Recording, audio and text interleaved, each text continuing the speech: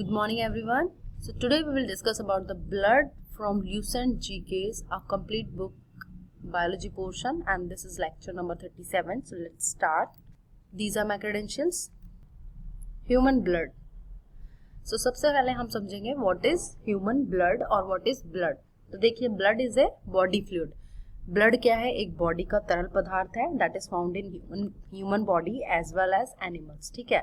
Basically इनका काम क्या होता है? That delivers necessary substances like अगर न्यूट्रिशन की बात करते हैं, न्यूट्रिएंट्स की बात करते हैं या ऑक्सीजन की बात करते हैं, ठीक है, ऑक्सीजन और न्यूट्रिशन दोनों को पूरी बॉडी के अंदर सर्कुलेट करने का काम कौन करता है? डिलीवर करने का काम कौन करता है? तो वो करता है ब्लड. ठीक है, तो ब्लड एक बहुत ही important, blood is a fluid connective tissue. ये क्या है? Fluid connective tissue, that mean तरल संयोजी ऊतक है. ठीक है. Now, the quantity of blood in the human body is 7% of the total weight. जितना भी वेट होगा बॉडी का उसका 7% क्या होता है? ब्लड होता है. ठीक है. This is a dissolution of base whose pH value is 7.4. ठीक है. ये क्या है? बेसिकली बेस है. बेस क्यों है? बेसिक होता है. इसका pH कितना है? 7.4. ठीक है. अगर 7 से नीचे होता है तो एसिडिक हो जाता है, बट ये क्या है? बेसिक होता है. बेसिक नेचर होती है इसकी. तो इसका pH कितना है? 7.4. ये हमें याद रखना है. ये क्वेश्चन कभी कभी एग्जाम में पूछा जाता है. And there is an average of 5 to 6 litre of blood in human body. कितना ब्लड होता है ह्यूमन बॉडी में? एक एडल्ट ह्यूमन बॉडी की बात करें तो 5 से 6 लीटर तक ब्लड ह्यूमन बॉडी के अंदर होता है. Female contain half litre of blood less in comparison to male. अगर 6 लीटर ब्लड ह्यूमन मेल में है तो 5.5 लीटर कितना हो जाएगा? फीमेल के अंदर हो जाता है. ठीक है, तो यहाँ पर हाफ लीटर कम कर लो. अगर 6 लीटर है तो 5.5 लीटर किसमें होगा? फीमेल के अंदर होगा. Blood is consist of 2 parts.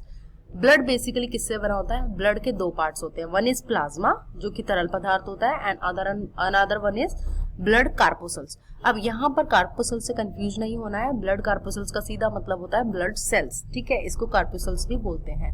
तो ब्लड सेल हो गया. ठीक है, और क्या हो गया? प्लाज्मा जो कि एक लिक्विड पार्ट है. ब्लड सेल की बात करेंगे तो सॉलिड पार्ट हो गया. Now come to the composition of blood. अगर हम इसकी ब्लड की कंपोजिशन की बात करते हैं तो देखिए पढ़ते हैं कैसे बना होता है. ब्लड प्लाज्मा से बना होता है और ब्लड कार्पोसल से यानी कि ब्लड सेल से, कोशिका से बना होता है. ठीक है. Now come to the plasma. This is the liquid part of the blood. ये क्या है? That is a liquid portion. ये एक तरल पदार्थ होता है. 60% of the blood is plasma. अब यहाँ इस बुक में रेफरेंस के लिए आपको यहाँ पर लिखा गया 60% of the blood is plasma. जो 60% होता है ब्लड का, ब्लड प्लाज्मा होता है, लेकिन 60% नहीं होता. हम इसे कंसिडर करते हैं 55%, और 45% क्या हो जाता है आपका? ब्लड कोशिका, जो ब्लड सेल्स होती है वो हो जाता है. ठीक है, तो यहाँ पर आप 55 to 60% रखिए, एंड ब्लड प्लाज्मा कितना हो गया? 55 to 60%, और वहां पर हम कहेंगे 40 to 45% क्या हो जाएगा आपका? सेल्स हो जाएगा. ठीक है, तो ये वेरी करता है, डिपेंड करता है. ठीक है, अगर ऑप्शन में 60% लिखा हुआ है ब्लड प्लाज्मा तो आप इसको टिक करेंगे, अदरवाइज आप 55 को भी टिक कर सकते हैं. ठीक है. नाउ अब इसमें प्लाज्मा में आपको बताया कि blood is 60% of blood is plasma. जो ब्लड का 60% भाग होता है वो क्या होता है? प्लाज्मा होता है, जो कि तरल पदार्थ है, वाटर की तरह होता है. उसकी कंपोजिशन में बताया गया है इट्स 90% पार्ट इज वाटर. इसमें जो 90% पार्ट होता है वो वाटर का होता है. प्लाज्मा का 90% पार्ट किससे बना होता है? वाटर से बना होता है. 7% प्रोटीन्स होती है, 0.9% सॉल्ट्स होता है, एंड 0.1% इज ग्लूकोज. ठीक है, तो आपको यहाँ पे याद रखना है कि बेसिकली जो प्लाज्मा होता है वो किससे बना होता है? Water, protein, salt and glucose. ठीक है. Remaining substances are very low quantity. आपको ये परसेंटेज याद करने की जरूरत नहीं है, इतनी ज्यादा डीप में नहीं पूछी जाती. सिर्फ ये पूछा जाता है कि जो ब्लड का प्लाज्मा वाला पोर्शन है वो कितना परसेंट होता है? तो 55 to 60%. ठीक है. Now function of the plasma, transportation of digested food. अब प्लाज्मा का काम क्या है? बेसिकली ट्रांसपोर्टेशन ऑफ, क्योंकि ये कैसा तरल फ्लूइड टाइप ऑफ थिंग है, ये बहुत ही ज्यादा वाटरी होता है, तो इसका काम क्या हो गया? Basically transportation. यानी कि एक जो डाइजेस्टेड फूड होता है आपकी बॉडी के अंदर, जैसे ग्लूकोज हो गया या जो भी कार्बोहाइड्रेट्स हो गए या फैट्स हो गए, लिपिड्स हो गए, उनको एक प्लेस से दूसरे प्लेस पे ट्रांसपोर्टेशन का काम कौन करता है? प्लाज्मा करता है. Hormones, transportation of digested food as well as hormones. आपकी बॉडी में जितने भी हार्मोन्स होते हैं वो किसके थ्रू ट्रांसफर होते हैं? प्लाज्मा के थ्रू. एक्सक्रीटरी प्रोडक्ट जो भी आपके अनुपयोगी जो हमारी बॉडी को ज़रूरी नहीं है, एक्सक्रीटरी जो पदार्थ होते हैं जिनकी ज़रूरत नहीं होती, अनावश्यक पदार्थ जिन्हें कहते हैं, वो भी एक स्थान से मतलब body from the body takes place through plasma, body से बाहर की तरफ जो ले जाया जाता है, या आप कह सकते हैं कि सेल से दूसरी तरफ जो ले जाया जाता है वो किसकी थ्रू, प्लाज्मा के थ्रू ही ट्रांसपोर्टेशन होता है। Now come to the serum, ठीक है। When fibrinogen and protein is extracted out of plasma, this remaining plasma is called serum. अब देखिए इसमें एक टर्म दी हुई है सीरम, जो आपको याद रखनी है। अगर हम प्लाज्मा के अंदर से फाइब्रिनोजन प्रोटीन और दूसरे प्रोटीन को अगर हम हटा दें प्लाज्मा से, ठीक है, प्लाज्मा में देखो मैंने क्या बताया था, वाटर का बनाया, प्रोटीन का बनाया, सॉल्ट एंड ग्लूकोज। तो इसमें जो प्रोटीन वाला पोर्शन है जिसके अंदर फाइब्रिनोजन और दूसरे प्रोटीन है, उनको हम अगर प्लाज्मा से रिमूव कर देते हैं तो left over part, remaining part क्या कहलाता है, प्लाज्मा का सीरम, ठीक है। तो ये क्वेश्चन भी पूछा जाता है। Now come to the blood corpuscles. This is the remaining 40 to 45% part of the blood. ये जो 40 से 45% जो भाग बचा हुआ है ब्लड का प्लाज्मा के अलावा, वो क्या है, ब्लड कार्पोसल्स या फिर ब्लड सेल्स, ठीक है। This is divided into 3 parts. इसको 3 भागों में बांटा गया है, सॉरी 2 भागों में नहीं, 3 में ही है ये, रेड ब्लड, व्हाइट ब्लड और लास्ट वन आपको नीचे दिखाया हुआ है इसमें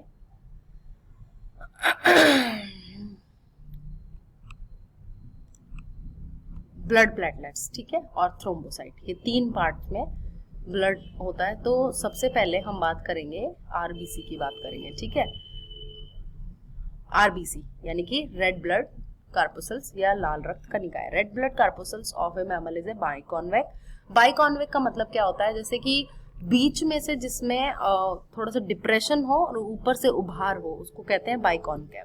देखो इसको कहते हैं हम उभयवतलीय या बाइकॉन्केव शेप, जिसके अंदर बीच में से आपको थोड़ा सा डिप्रेशन सा दिख रहा है और बाद में ऊपर से क्या है, उभार सा दिख रहा है, इसको हम कहते हैं बाइकॉन्केव शेप। अब इसकी खास बात क्या होती है आरबीसी की, there is no nucleus in it. इसके अंदर कोई न्यूक्लियस नहीं होता, ठीक है। एक्सेप्शन, अगर एक्सेप्शन पूछे जाते हैं, कैमल और लामा का नाम आता है, तो आप कहेंगे यहाँ पर क्या होता है, न्यूक्लियस प्रेजेंट होता है। लेकिन मैमल्स की, अगर पूरे मैमल्स की बात करते हैं तो वहां पर न्यूक्लियस प्रेजेंट नहीं होता। एक्सेप्शन जरूर याद रखिए, कैमल एंड लामा, जिसके अंदर आपके न्यूक्लियस पाया जाता है। RBC is formed in the bone marrow. Bone marrow क्या होता है, जैसे जो बोन होती है, जो बड़ी बड़ी बोन्स होती है हमारी बॉडी के अंदर, उसके अंदर बोन मैरो, अंदर एक सेमी सॉलिड सा पदार्थ होता है जिसको हम कहते हैं बोन मैरो। वहां पर ही आरबीसी की फॉर्मेशन होती है, आरबीसी का प्रोडक्शन होता है। At the embryonic stage it's formation takes place in liver. जब बेबी बहुत छोटा होता है, एम्ब्रियोनिक स्टेज में होता है, यानी एम्ब्रियोनिक या जब एम्ब्रियो होता है वो बॉडी के अंदर होता है, प्रेगनेंसी जब होती है उसके अंदर, जब फीमेल्स को प्रेगनेंसी होती है तो उनके अंदर जो एम्ब्रियो डेवलप होता रहता है, उसके अंदर आरबीसी कहाँ बनेगी, लिवर के अंदर, ठीक है। लेकिन अगर हम एडल्ट्स की बात करते हैं, बड़ी बॉडी की बात करते हैं, तो वहां पर कहाँ बनती है, बोन मैरो के अंदर। It's life span is from 20 days to 120 days, ठीक है। इनका जीवन जो स्पैन होता है, इनका पूरी लाइफ साइकिल जो होती है, या कहेंगे लाइफ स्पैन होता है, ये 20 days से 120 days के अंदर 120 days बोल सकते हो आप इसे। इस destruction takes place in the liver and spleen. अब स्प्लीन और लिवर के अंदर इनका डिस्ट्रक्शन होता है, that is therefore liver is called as a graveyard of RBC. Liver और स्प्लीन को, बेसिकली स्प्लीन को कहा जाता है ग्रेवयार्ड ऑफ आरबीसी, ठीक है, जहां पर आरबीसी का डिस्ट्रक्शन होता है। It contain haemoglobin in which heme iron containing compound is found and due to this the colour of the blood is red. अब ये भी पूछा जाता है भाई, colour of the RBC is red, why, because of heme iron containing compound is present in the RBC. जो iron जो containing compound है उसका नाम क्या होता है, हीम होता है, उसकी वजह से इसका कलर कैसा होता है, रेड होता है ब्लड का, ठीक है।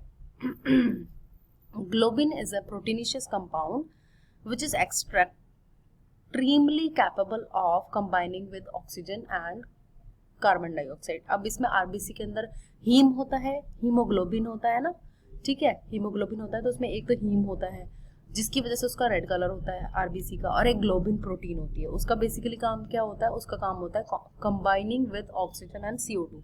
ये इजीली कंबाइन करती है ऑक्सीजन और कार्बन डाइऑक्साइड से, सो दैट इसका बेसिकली काम क्या हो गया, transportation of oxygen and CO2, ठीक है। The iron compound found in haemoglobin is haematin. अब इसके अंदर आयरन कंपाउंड जो पाया जाता है उसको हीमोग्लोबिन के अंदर, आयरन का जो कंपाउंड है हीमोग्लोबिन के अंदर, उसे कहते हैं हिमेटिन, ठीक है। The main function of RB is to carry oxygen to all cell of the body and bring back the carbon dioxide. अब आरबीसी का मेन फंक्शन क्या होता है, बेसिकली जितनी भी ऑक्सीजन प्रेजेंट होती है जो हमारे लंग्स से जाती है, ठीक है, जो हमारे लंग्स से सेल्स के अंदर जाती है, वो कहाँ किसके थ्रू जाती है, आरबीसी के थ्रू जाती है, ठीक है। और जो सेल्स के अंदर CO2 बाय प्रोडक्ट बनता है, जो एक्सक्रीटरी प्रोडक्ट बनता है, उसको किसके द्वारा ले जाया जाता है लंग्स में, आरबीसी के द्वारा, ठीक है। तो transportation of oxygen as well as CO2 का किसके द्वारा होती है, आरबीसी के द्वारा ना। Anaemia disease is caused due to the deficiency of haemoglobin. जो एनीमिया डिजीज होती है वो बेसिकली किसकी वजह से होती है, हीमोग्लोबिन की कमी से होती है। At the time of sleeping RBC reduced by 5% and people who are at the height of 40 to 100 meter RBC increased by 30%, ठीक है। ये देखिए यहाँ पर स्लीपिंग RBC reduced by 5%, ये कुछ समझ नहीं आया है। इसका मतलब ये है, ये कहना चाह रहे हैं कि जो हाइट्स पे होते हैं, यानी माउंटेन्स पे जो रहने वाले लोग होते हैं, उनमें RBC 30% तक बढ़ जाती है एज कम्पेयर टू प्लेन्स में रहने वाले, ठीक है। ये स्लीपिंग कुछ नहीं है यहाँ। प्लेन मतलब जो जैसे हम लोग नॉर्थ इंडिया में रहते हैं, ठीक है, तो हमारी जो आरबीसी है वो 5% कम होगी एज कम्पेयर टू, और हम अगर हाइट्स पे जाते हैं तो हमारे इतने मीटर की हाइट के बाद आरबीसी कितने % इंक्रीज हो जाती है, 30% इंक्रीज हो जाती है, ठीक है।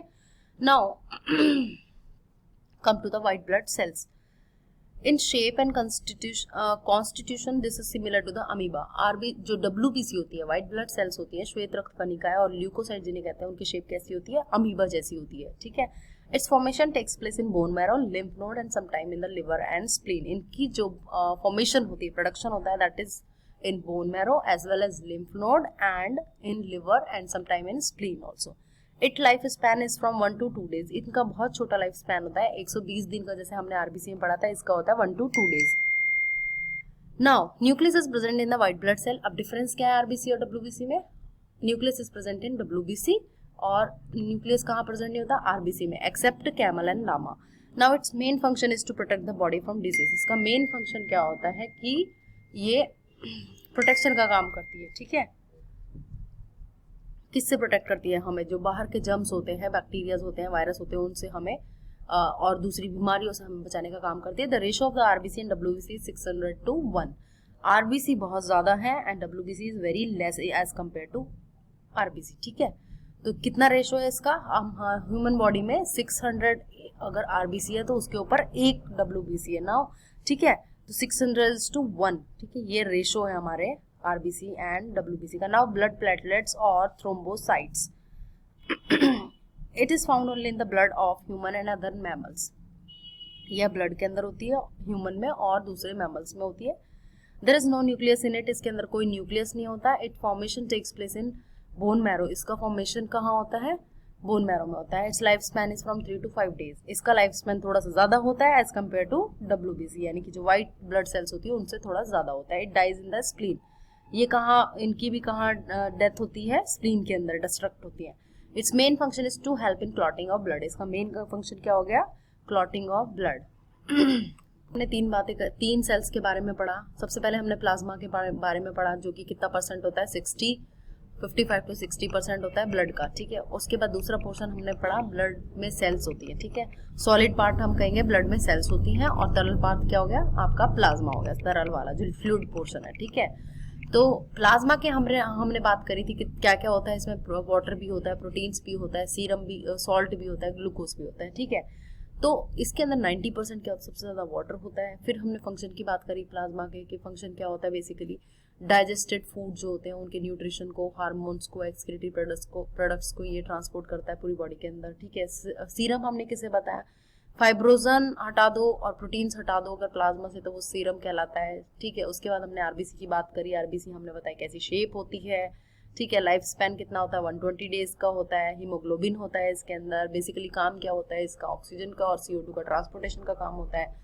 उसके बाद हमने बात करी WBC की। WBC का मेन फंक्शन क्या हो गया कि आपको डिजीज से प्रोटेक्ट करता है, क्योंकि जितने भी वायरस बैक्टीरिया होते हैं उनको ये क्या करता है, डिस्ट्रॉय करने का काम करता है। तो डिफेंस मैकेनिज्म का काम कौन करता है, व्हाइट ब्लड सेल करता है, ठीक है। लाइफ स्पैन हमने देखा कि बहुत कम होता है। हमने कंपैरिजन देखा 600 to 1 होता है रेशो इसका आरबीसी के कंपैरिजन में। फिर हमने ब्लड प्लेटलेट्स की बात करी, जिसका काम क्या होता है, helping in clotting of blood. तो यहाँ तक हमने डिस्कस कर लिया है अभी सेल्स के बारे में. Now in next video we will talk about the function of the blood. Thank you very much.